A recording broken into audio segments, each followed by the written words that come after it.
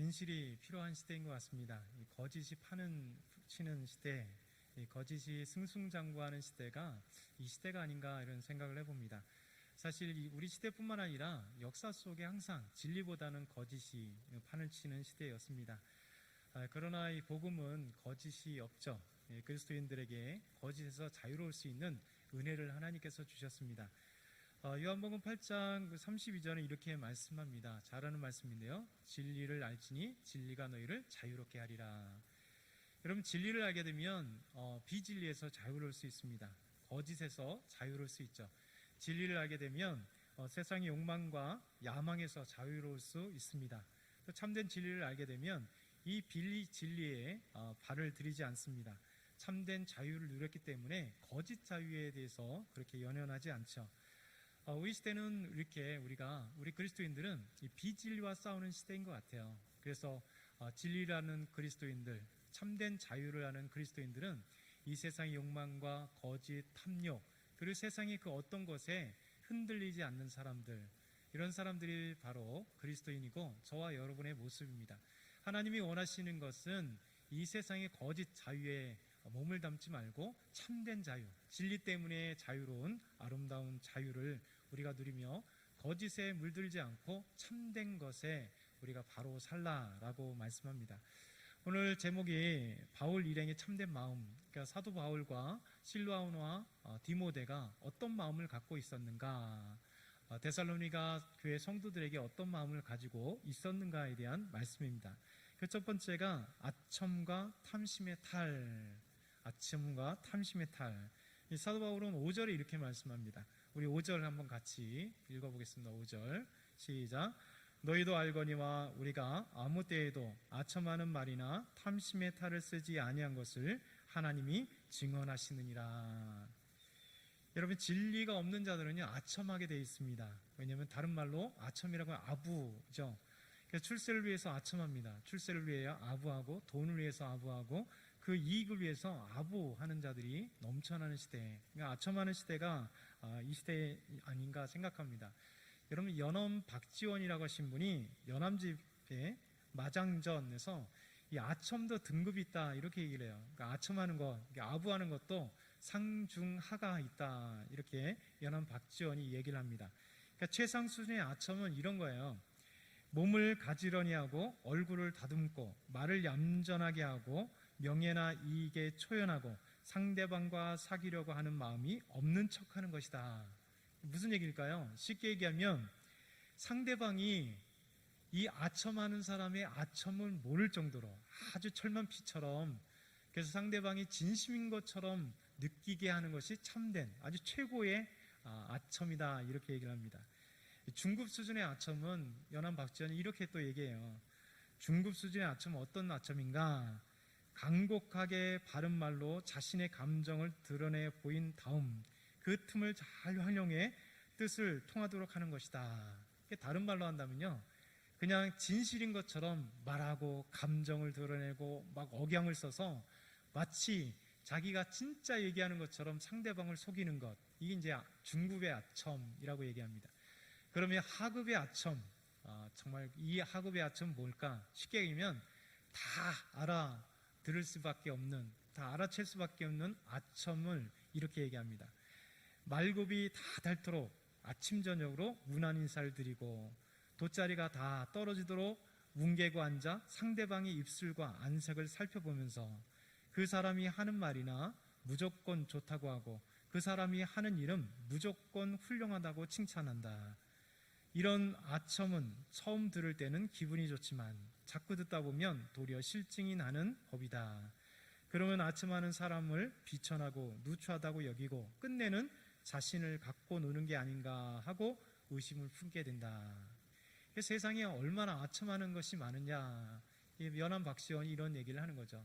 진짜 모르게 만드는, 상대방을 모르게 하는 아첨도 있고, 어느 정도 아첨인 것 같은데 진심으로 하는 것 같아서 이게 진짜 아첨인지 진짜 얘기하는지 모르는 그 중급의 아첨도 있고, 사실 자기에게 막 아부를 떨고 있는데 처음에는 내 기분을 좋게 하는구나, 잘하는구나 하다가도 시간이 지나 보니까 다 이건 아첨하고 아부하는구나 하는 것을 알게 되는 그런 아첨이 있다, 이렇게 얘기합니다. 이런 세상엔 아첨하는 것, 아부하는 것이 가득하잖아요. 그래서 모두가 진리보다는 자기 출세를, 자기 명예를, 돈을 벌기 위해서 아첨하는 시대, 아부하는 시대가 이 시대입니다. 아부하는 것, 아첨하는 것은 그 목적이 뭐냐면 사실 이익이에요. 자기 이익을 위해서 아첨하는 것이죠. 그래서 진리를 팔아서라도, 거짓을 하서라도 자기 이익을 누리기 위해서 아첨하는 것입니다. 그래서 오늘 말씀 보게 되면 이 아첨의 특징은, 아첨하는 말을 하는 사람, 아부하는 말을 하는 사람의 특징은 탐심의 탈을 쓴다, 이렇게 얘기를 해요. 아첨하는 말과 탐심의 탈. 그러니까 사도 바울은 아첨하는 말을 하지 않고 탐심의 탈을 쓰지 않았다. 반대로 얘기하면 아첨하는 사람, 아부하는 사람들은 자기 이익을 위해서 아부하기 때문에 탐심의 탈을 쓴다, 이런 얘기를 하는 것입니다. 여러분, 탐심의 탈을 쓴다는 건 뭘까요? 욕심이잖아요. 탐내는 욕심이 그 안에 가득하기 때문에 어떻게 하면 돈을 많이 벌고, 어떻게 하면 승승장구할까, 어떻게 하면 상대방을 속여서라도 내 이익을 취할까라고 하는 이 탐심의 마음들이 가득한 자가 바로 아첨한다, 아부한다라는 것이죠.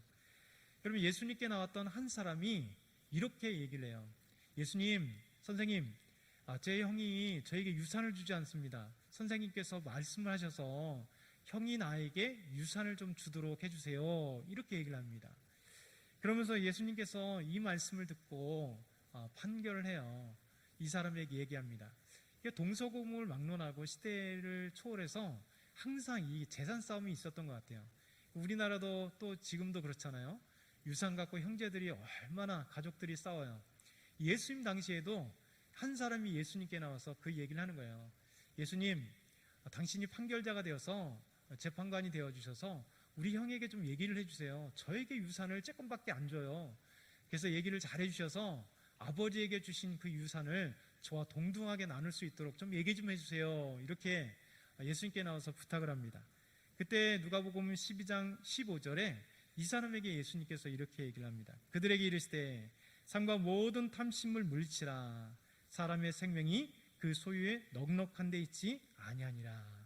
한 사람이 이렇게 얘기하니까 그에게 많은 사람들에게 이렇게 얘기합니다. 탐심을 물리쳐. 사람이 그 생명이 소유에 넉넉한 데 있지 않아, 이렇게 얘기를 하면서 예수님께서 한 가지 비유를 해주세요. 자기를 위해서 다 곡식을 쌓아두는, 자기만을 위해서 곡식을 쌓아두는 한 부자, 이 사람에 대한 비유를 얘기합니다. 곳간에 가득 쌓아놨던 한 명의 부자를 이렇게 얘기합니다. 계속해서 누가복음 12장 19절에서 20절 보면, 또 내가 내 영혼에게 이르되 영혼아, 여러 해 쓸 물건을 많이 쌓아두었으니 평안히 쉬고 먹고 마시고 즐거워하자 하리니, 하나님은 이르시되 어리석은 자여, 오늘 밤에 내 영혼을 도로 찾으리니 그러면 내 준비한 것이 누구의 것이 되겠느냐 하셨으니. 예수님께서 이 부자의 비유를 얘기하시는 겁니다. 정말 자기 영혼에게 이렇게 얘기합니다. 야, 내 영혼아, 이제 너 얼마나 부자냐. 야, 가서 네가 쌓아놨던 곳간의 곡식을 봐. 수없이 많아가지고 여러 해 쓸 것들 이렇게 있지 않냐. 이제 너는 이제 걱정 없어. 그런데 예수님께서 말씀하십니다. 이 어리석은 부자야, 하나님이 내 영혼을 오늘 데리고 가시면 그 쌓아놓은 곳간의 곡식이 무슨 소용이 있겠느냐. 그러면서 내 형에게 유산을 나눠달라고 얘기하는 사람에게 탐심을 물리쳐. 탐심은 이렇게 부질없는 것이야 라고 예수님께서 말씀해 주십니다. 여러분, 이렇게 아첨하는 사람은요, 아부하는 사람의 그 특징은 탐심을 가지고 있는 사람이다 라고 여러분에게 말씀드렸어요. 그래서 아첨하는 사람들은요, 진리가 필요 없습니다. 아첨하는 사람은요, 참된 것이 필요 없어요.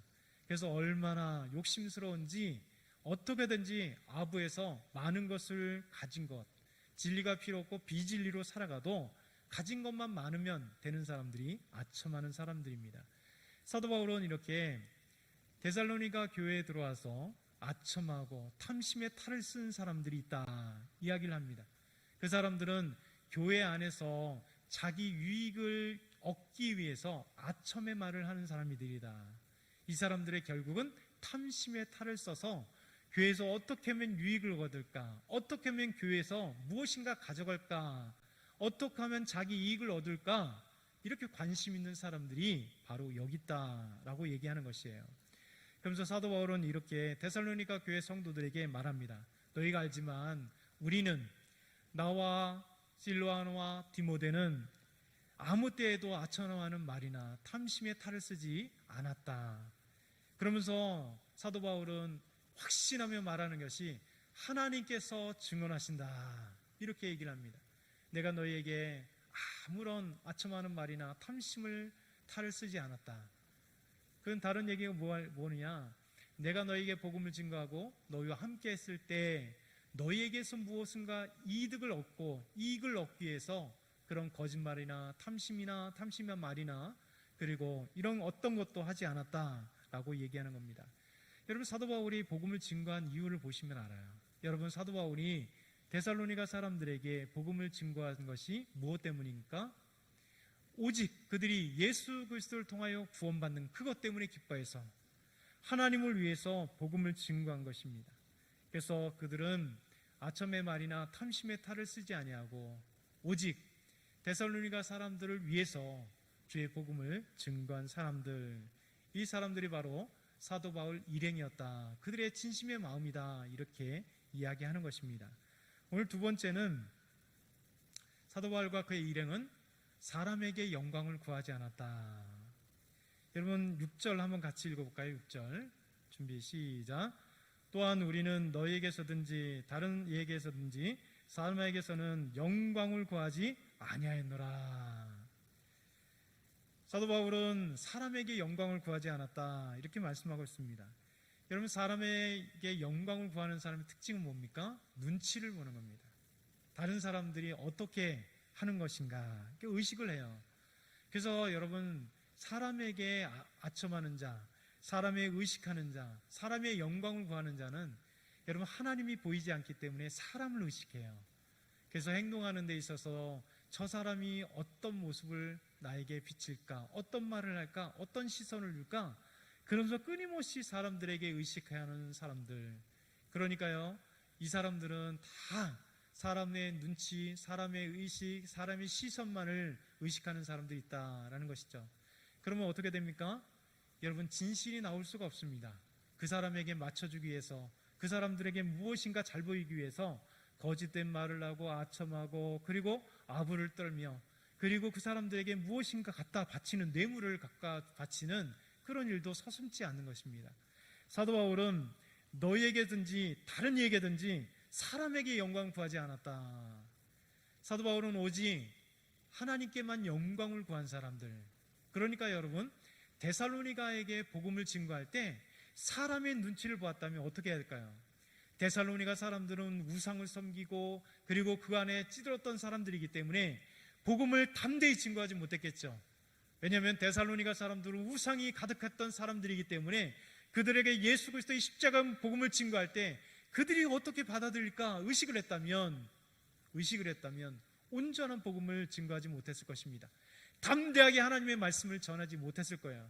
담대하게 성령을 의지하여 전하지 못했을 거예요. 그들을 의식하여서 그들에게 좋은 말만 하고 그들에게 복된 말만 하는 것들이겠죠. 여러분, 한국 교회가 점점 썩어져 가는 모습들도 있지 않습니까? 여러분, 점점 우리가 교회가 병들어가는 게 뭘까요? 사람들을 의식하는 설교를 해요. 그러니까 여러분, 복음이 상실되잖아요. 사람들에게 복된 얘기만 하잖아요. 여러분, 사람들에게 정말 아픔을 치유하는 얘기만 하고 정말 복받는 얘기만 한다. 여러분, 이것이 우리 한국교회의 많은 우리 목회자들과 성도님들이 한탄하는 모습이잖아요. 정말 사람들에게 좋아하는 그 프로그램만 하고 사람들에게 시선을 직시해서 무엇인가 교회에서만 좋아하는 모습들. 그러니까 죄에 대한 설교들이 약화됐다고 얘기를 합니다. 분명 많은 목회자들이 다 죄에 대해 온전히 설교합니다. 여러분, 그렇잖아요. 근데 우리가 하나님을 의식한다면요, 죄의 삭은 사망이라는 사실을 우리는 분명히 선포해야 돼요. 예수 그리스도를 통해서만 구원받는다는 것을 전해야 됩니다. 세상에는 여러분, 종교 다원화가 되어서 기독교만 구원이 있고 또 기독교만, 예수 그리스도만이 구원이다, 이렇게 편협하다 얘기하는 사람들, 그래서 그 사람들이 의식을 하면요, 교회에서 복음을 온전히 증거하지 못하고 나가서 예수 그리스도만이 우리의 참된 복음이요, 예수 그리스도만이 구원입니다라고 얘기하지 못해요. 그러니까 다른 종교도 인정해주고, 그런 여러분 동성애도 인정해주고, 무엇도 인정해주고, 무엇도 인정해주고, 무엇도 인정해주는, 여러분 그것이 뭘까요? 사람의 눈치를 보고 사람의 의식을 하고 사람을 맞추어서 사람의 영광을 구하기 때문에 그렇습니다. 여러분, 하나님께 영광을 구하면 하나님이 원하시는 것을 전하는 거예요. 그래서 설교자는 뭡니까? 설교자는 하나님의 말씀을 전해주는 것이 설교자예요. 그렇기 때문에 설교자를 한다 할지라도 설교자가 다 하나님의 말씀대로 사나요? 그렇지 않습니다. 여러분, 설교자도 부끄럽고 연약하고 죄 있고 넘어지고 끊임없이 연약한 그런 모습이에요. 그럼에도 불구하고 이 설교단에서 왜 하나님의 말씀을 담대히 외치느냐? 우리의 능력이나 우리가 온전해서가 아닙니다. 하나님이 설교단을 세우시고 이곳에서 말씀을 전하라고 하는 이유는, 나는 비록 연약하고 내 말은 조라나 이것을 통하여 하나님의 의도, 하나님의 뜻, 하나님께서 원하시는 하나님의 진리의 말씀을 선포하도록 세워주는 거예요. 그러니까 설교자들은요, 여러분 목사가 되었던, 전도사가 되었던, 이곳의 성도가 되었던 이 단에 섰을 때 전해야 되는 것은 하나님의 뜻, 설교 말씀은 곧 성경 말씀을 온전히 전해주기 위해서 전해야 되는 거예요. 그러기에 사람을 의식하지 않으면, 하나님을 의식하면 여러분 우리가 온전한 말씀을 전해주는 거예요. 세상에 의식하지 않는, 그래서 우리가 하나님이 원하시는 건 때로는 복된 말씀이 하나님이 원하시는 말씀입니다. 그래서 진짜 하나님의 말씀에 순종하고 청종하고 말씀에 순종하면 하나님이 약속된 복을 얼마든지 이 자리에서 선포를 해야 되죠.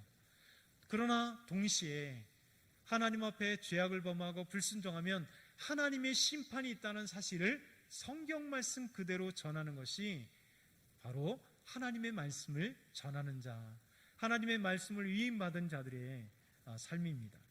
그래서 사도 바울은 이렇게 사람에게 영광을 구하지 아니하였다라고 말씀하고 있습니다. 여러분, 시편 62편 7절에 보면 이렇게 말씀합니다. 나의 구원과 영광이 하나님께 있으며 내 힘과 반석과 피난처도 하나님께 있도다. 시인은 나의 영광과 구원이 하나님께 있다. 여러분, 사람에게 있지 않기 때문에 나의 구원과 나의 영광이 하나님께 있기 때문에 구원의 하나님, 나를 인도하신 하나님을 찬양하며 감사합니다. 내 영광이 하나님께 있기 때문에 스스로 높아지지 않고 항상 겸손하여 하나님께 영광입니다. 하나님께서 함께 하십니다. 하나님의 힘이십니다. 내 힘과 반석과 피난처도 하나님께 있기 때문에 여러분 삶의 모든 것이 하나님께 영광 돌리며 자신은 겸손하게 하나님 앞에 나아갈 수 있게 됩니다. 고린도전서 10장 31절에 사도 바울은 이렇게 고백하잖아요.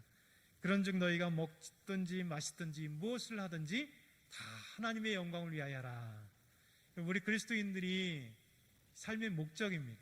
우리가 먹든지 마시든지 무엇을 위해든 다 하나님의 영광을 위해 하는 것. 그러니 사람을 의식하지 않습니다.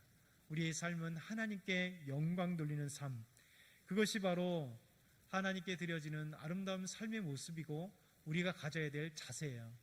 그래서 그리스도인들은요, 세상의 눈치를 보지 않습니다. 사람의 눈치를 보지 않습니다. 그러기에 진리라고 한다면 세상이 뭐라 한다 할지라도, 세상에 때로는 세상이 돌을 던진다 할지라도 우리가 담대하게 진리를 선포하는 것입니다.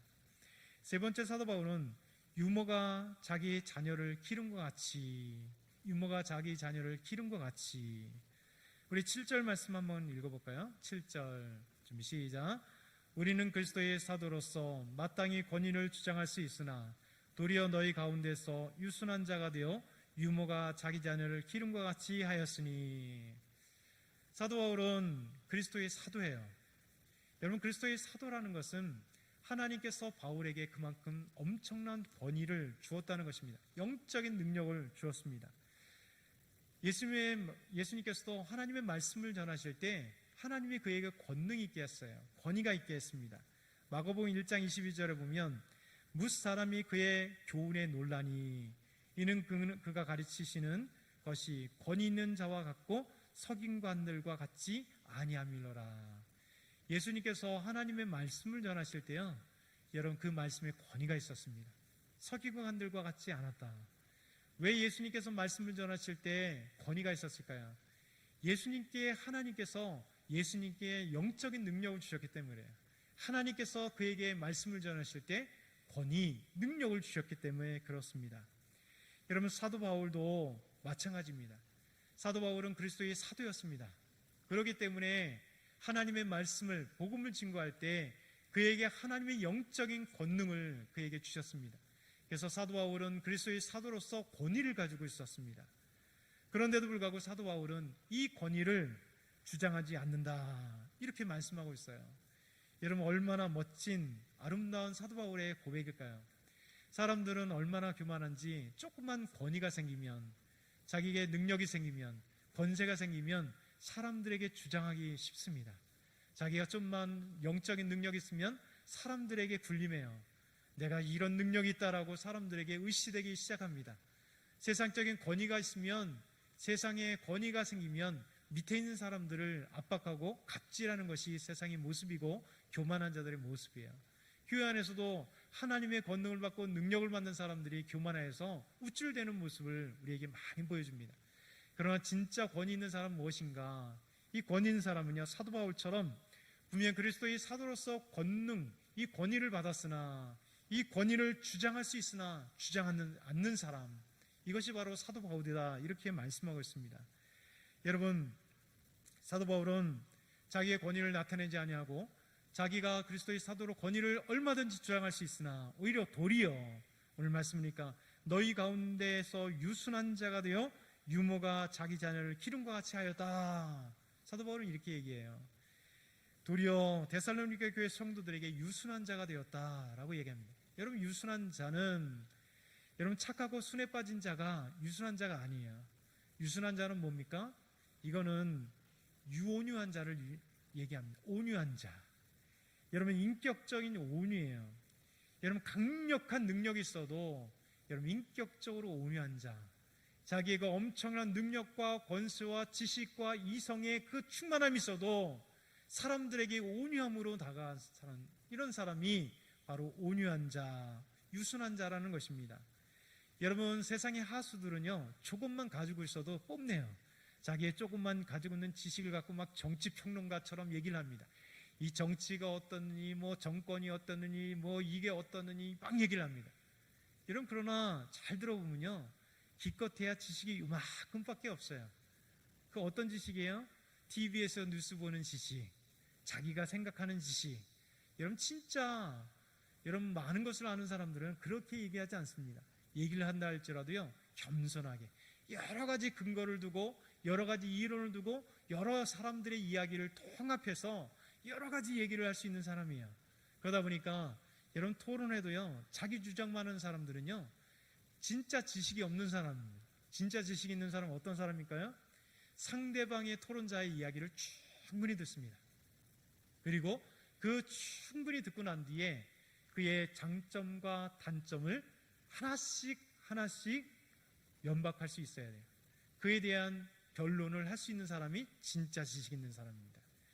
여러분, 가짜는 지식을 가지고 있는 사람은요, 얘기가 안 통하는 사람이에요. 왜냐하면 자기 것밖에 모르기 때문에 정치 얘기를 하면 안 통해요. 자기 얘기만 합니다. 사회적인 얘기를 하면 안 통해요. 자기 얘기만 해요. 신앙적으로도요, 낮은 사람들은, 하수들은 어떻습니까? 자기가 가지는 신앙, 자기가 가지는 신앙의 세계, 그것밖에 없으니까요, 매일 그것만 얘기합니다. 그러니 하나님의 말씀을 듣지도 않습니다. 누구의 신앙적인 그 지도를 받지 않아요. 내가 옳다고 생각하고 내가 가진 것이 전부라고 생각하니까요, 변함이 없어요. 그래서 하나님의 말씀을 가지고도 성장하지 않는 사람이 작은 자입니다. 그러나 사도 바울은 하나님의 말씀을 계시를 들었고요, 하나님과 함께 아라비아 광야에서 3년의 시간을 보냈고요. 그래서 그곳에서 하나님의 계시를 듣고 하나님과 묵상하고 말씀을 듣고요. 그리고 14년 동안 무명의 사람들로 정말 하나님의 말씀을 전하면서도 정말 하나님의 말씀 가운데 구약엔 통달했던 가말리엘 문화생이었고, 그리고 예수 그리스도의 계시를 듣고 예수 그리스도의 온전한 삶을 보았고, 그리고 하나님의 그 계시 속에 하나님이 말씀하신 복음을 깨달았던 사도 바울, 20년이 넘는 그 시간 동안 정말 하나님의 말씀을 통달했던 사람이 바로 사도 바울이에요. 그런데도 불구하고 여러분, 자기를 비방하는 자들 앞에서 온유한 마음을 가졌다, 유순한 자가 되었다, 이렇게 얘기를 합니다. 이것이 바로 우리가 바로 사도 바울을 존경하는 이유입니다. 다 가진 것 같으나 그는 겸손한 모습으로 낮은 자가 된 사도 바울. 우리에게도 사도 바울이 본이 되는 이유는 우리에게 그 모든 것을 가졌으나 겸손한 자가 되어서 이렇게 유순한 자 되어 그리스도의 사도로 권위를 너에게 내세울 수 있었으나 그러지 아니하고는 나는 온순한 자로서 너에게 대하였다, 이렇게 얘기를 하고 있습니다. 여러분, 영적인 어두운 사람들을 이 영적 어린아이라고 그래요. 사도 바울은 고린도전서 3장 1절에서 2절 보면 고린도의 성도들이요, 하나님의 말씀을 듣고 엄청난 그런 은사를 발휘했어도 고린도 교회 성도들이 바로 영적 어린아이예요. 그래서 이렇게 얘기합니다. 형제들아, 내가 신령한 자들을 대함과 같이 너희에게 말할 수 없어서. 그러니까 고린도 교회 사람들은요, 엄청난 은혜를 받고 엄청난 은사를 발휘하는데 영적으로는 어린아이예요. 그래서 성숙한 자들 이 신령한 자들을 대함과 같이 너희를 대할 수 없어서. 육신에 속한 자 곧 그리스도 안에서 어린 아이들을 대함과 같이 하노라. 내가 너희를 젖으로 먹이고 밥으로 아니하노니 이는 너희가 감당하지 못하였음이거니와 지금도 못하리라. 여러분, 영적 어린아이는 젖을 먹잖아요. 여러분, 성장하면 어떻게 됩니까? 이제 젖을 먹고 이유식을 먹고 그 다음에 밥을 먹고 그리고 나머지 음식들을 골고루 먹어야 이 아이가 이제 젖을 떼고 그럼 더 자란 아이가 되고 어린이가 되고 성숙한 청소년을 거쳐서 어른이 돼가는 거잖아요. 여러분, 믿음도 마찬가지예요. 갓 예수님을 믿었던 사람은 영적인 어린아이예요. 그러면요, 1년이 지나고 2년이 지나고 3년이 지나고 신앙생활을 그렇게 하면 영적인 어린아이에서 이제 영적인 젖을 먹는 것, 가르치는 정도의 젖을 계속 먹다가 이제 스스로 하나님의 말씀을 읽고 스스로 예배 자리에 나오고 스스로 삶 속에서 하나님을 경험하면서 영적인 성숙이 있어야 돼요.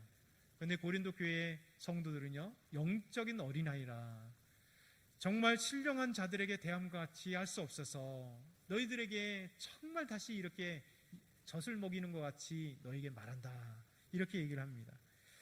여러분, 예수님 믿으면요, 바로 영적인 어린아이에서 이 성숙의 단계로 올라가야 됩니다. 저와 여러분이 하나님께서 원하시는 건 뭐냐면 우리가 영적인 어린아이가 아니라 성숙의 단계. 그래서 성숙한 그리스도인으로 자라기를 주님께서 원하신다, 이렇게 말씀하고 있습니다. 그러기 위해서는 사도 바울은요, 이 데살로니가 교회 성도들에게 성숙한 그리스도인 되기 위해서 유모가 자기 자녀를 기름과 같이 하였다, 이렇게 얘기합니다. 여러분, 어떻게 했을까요? 유모는 어떤 자입니까? 유모는 남의 자녀를 맡아서 기르는 사람이잖아요. 근데 유모도요, 남의 자녀를 잘 맡겨서 기르지만 유모는 유모예요. 그렇잖아요?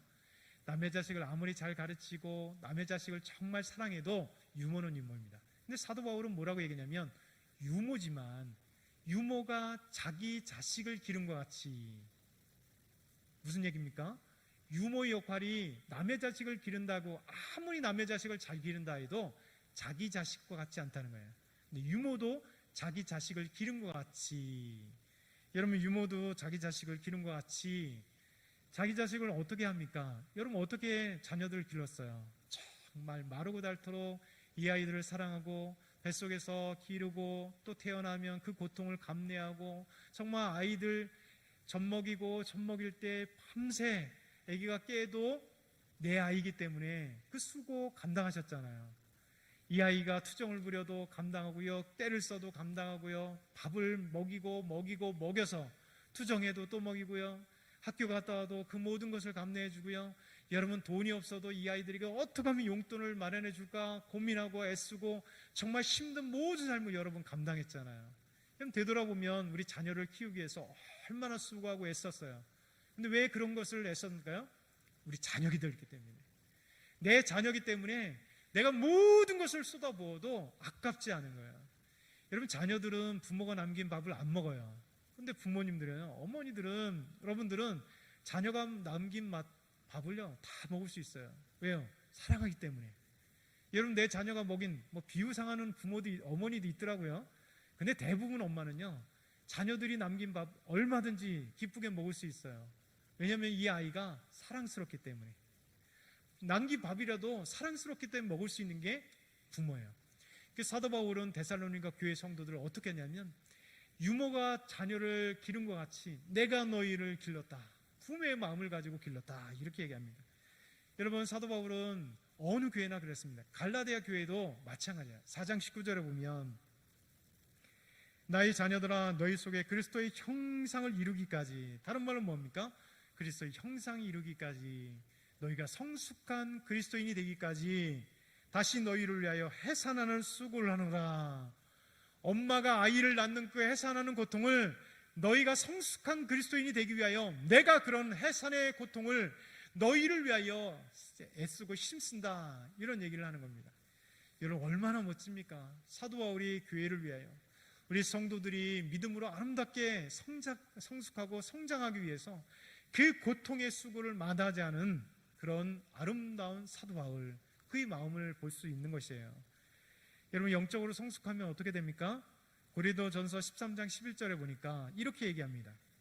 내가 어렸을 때에는 말하는 것이 어린아이와 같고 깨닫는 것이 어린아이와 같고 생각하는 것이 어린아이와 같다가 장성한 사람이 되어서는 어린아이의 일을 버렸노라. 사도 바울은 내가 어렸을 때, 육신적으로 어렸을 때 어린아이 일을 했지만 장성하니까 어린아이 일을 모두 버린 것처럼, 내가 영적으로 어린아이였을 때 어린아이의 영적인 어린아이의 행동과 말을 했지만 이제 내가 영적으로 장성해 보니까 영적인 어린아이의 모든 것을 버렸다. 여러분, 이게 영적인 성장한 사람들의 특징입니다. 영적인 어린아이의 그 수준에 머무르지 않아요. 에베소서 4장 13절 15절에도 마찬가지입니다. 우리가 다 하나님의 아들을 믿는 것과 아는 일에 하나가 되어 온전한 사람을 이루어, 그러니까 온전한 사람이 이루기 위해서는 어때요? 우리가 하나님의 아들을 믿는 것, 예수 그리스도를 믿는 것과 아는 일에 하나가 된다는 거예요. 예수님을 믿는 것이 온전한 사람의 기초입니다. 그리고 예수님을 아는 것이 온전한 사람이 되는 중요한 열쇠예요. 그래서 그리스도의 장성한 분량이 충만한 데까지 이르리니 이는 우리가 이제부터는 어린아이가 되지 아니하고 사람의 속임수와 간사한 유혹에 빠져 온갖 교훈의 풍조에 밀려 요동하지 않게 하람이라. 여러분, 장성한 사람, 그리스도의 장성한 분량에 충만한 데까지 이르는 사람이 왜 돼야 되느냐? 영적으로 왜 성숙한 사람이 돼야 되느냐?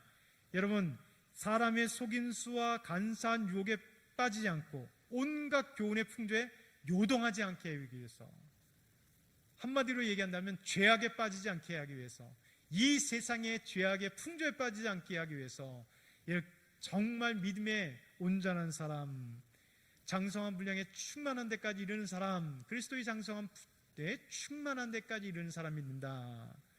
여러분, 사도 바울은 이렇게 영적인 성숙함이 있기 위해서 데살로니가 성도들에게 그리스도의 사도로서의 권위를 주장하고 싶지만 주장하지 않으면서 유모가 자기 자식을 기름과 같이 내가 너희를 부모의 심정으로 너희를 길렀다, 이렇게 얘기합니다.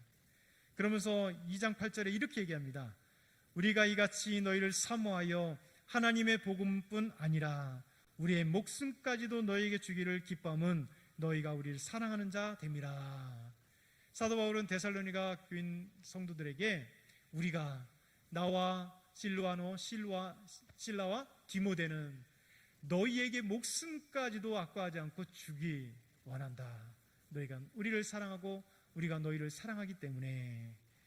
여러분, 이것이 바로 정말 그리스도와 목자의 관계예요. 우리 양과 목자의 관계잖아요. 그렇잖아요. 양은 예수님께서 참된 목자, 참된 목자는 뭡니까?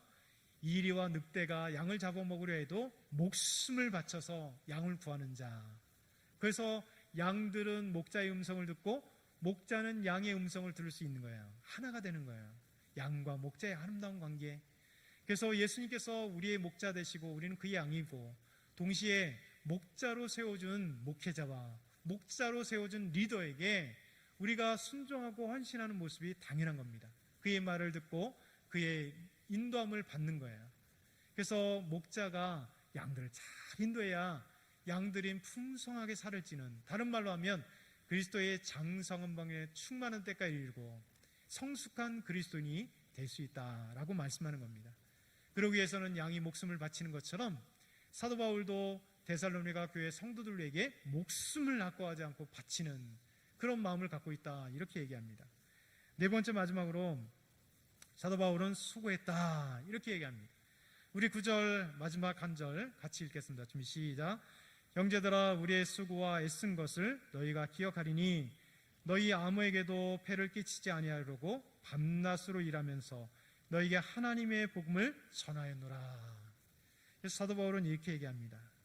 데살로니가 교회 성도들에게 폐를 끼치지 않기 위해서 사도 바울은 밤낮으로 일했다, 이렇게 얘기합니다. 사도 바울이 어떤 일을 했을까요?